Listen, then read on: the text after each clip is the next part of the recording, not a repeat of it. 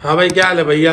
तो पिछली वीडियो में मैंने आपसे एक बात कही थी कि पाकिस्तान के अंदर बिजनेस करना, पाकिस्तान की मार्केट को कैप्चर करना और इंपोर्ट के गैप को कम करना, ये पाकिस्तानी बिजनेसमैन के लिए बहुत मुश्किल काम होता है। तो आज की वीडियो में इसी बारे में बात करते हैं कि पाकिस्तानी मार्केट में ऐसी क्या चीज़ है जो बिजनेसमैन को पाकिस्तान मार्केट में काम करना इतना मुश्किल बनाती है, जिसकी वजह से इन्वेस्टर और जो बड़े बिजनेसमैन है वो अपने इन्वेस्टमेंट उठाकर किसी और मुल्क चले जाते हैं और वहाँ जाकर काम करते हैं, पाकिस्तान में काम नहीं करते।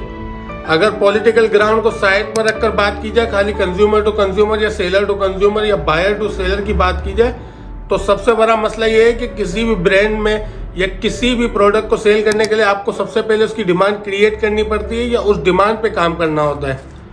अगर उस डिमांड पे अगर आप काम कर रहे हैं तो आजकल कौन सा ऐसा प्रोडक्ट है जो इम्पोर्ट नहीं हो रहा।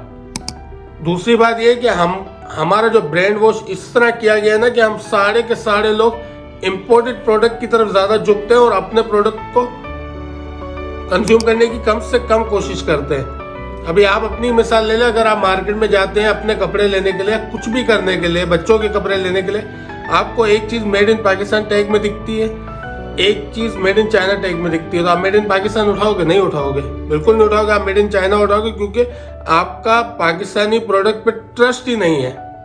और ये मसला सिर्फ हमारा नहीं, ये मसला हम पूरी एक कौम का है, खाली एक मेरा या एक आपका नहीं, ये पूरी कौम का ये मसला है। क्योंकि कोई भी बिजनेसमैन पाकिस्तानी कंज्यूमर की लॉयल्टी जीत ही नहीं पाया है, वो ट्रस्ट ही नहीं बना पाया है। क्यों? उसकी वजह एक छोटी सी है कि हमें जो है ना अपना बिजनेस प्रमोट करने से ज़्यादा अपने आप को अमीर बनाने का शौक है कि बस एक छक्का लग जाए, 2-4 दिन में 10 करोड़ अंदर आ जाए, 5 करोड़ अंदर आ जाए, काम को निमट गया। हमने लॉन्ग टर्म की प्लानिंग करते ही नहीं है कि भाई आराम से, क्वालिटी पे ध्यान देते ही नहीं है कि क्वालिटी अच्छी होगी। अगर क्वालिटी अच्छी होगी तो बंदा बार बार आएगा।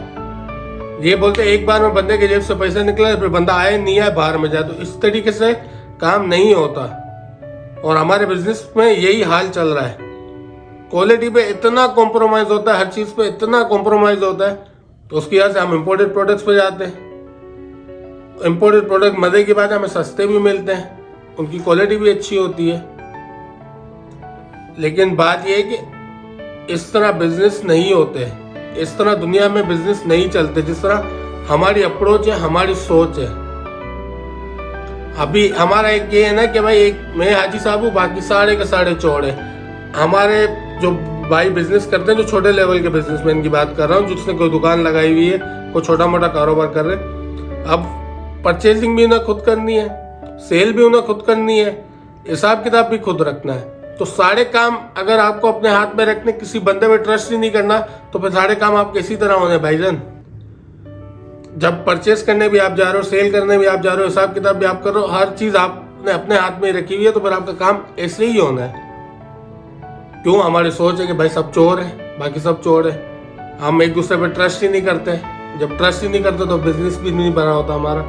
इतने बिजनेस रह जाते, या तो बंद हो जाते या तो बाहर मूव हो जाते। अच्छा, इनकी वजह से जो बाहर मूव होने की बात है ना, वो छोटे बिजनेसमैन जब इस तरीके का काम करते हैं ना, मतलब बेईमानी करके, चोरी करके, महंगाई करके, इस तरीके से बिजनेस बेचे ना, तो जो वाकई में जो बिजनेसमैन है ना, जो काम करने आया है, वो फिर निकल लेता है भाई।